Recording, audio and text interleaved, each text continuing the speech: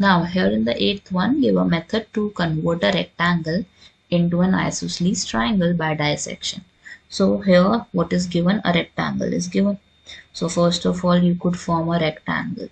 ठीक है, और हमें पता है कि कॉर्नर एंगल्स कैसे होते हैं रेक्टेंगल के, इट्स 90 डिग्री. ठीक है, so this is my rectangle present here. Second part में आपने क्या करना है, you have to draw a diagonal line to cut it into two right angle triangles. एक डायगोनल लाइन बना दो बीच में से.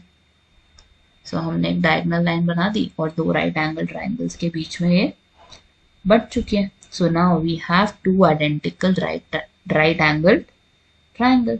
अब इसको क्या करेंगे, we would try to rotate the top piece so its corner 90 degree meets the other corner. जैसे इसको, इस वाले ट्राइंगल को, फर्स्ट वाले को I would try to bring it here ऐसे. सो इसको हम बनाएंगे कैसे, it would somewhat looks like, ये नीचे वाला था, फर्स्ट वाला इधर आ गया हमारे पास on the other side. So 90 वाले एंगल्स हमारे कहाँ पे मिल रहे हैं, at the base of it. So we have a isosceles triangle.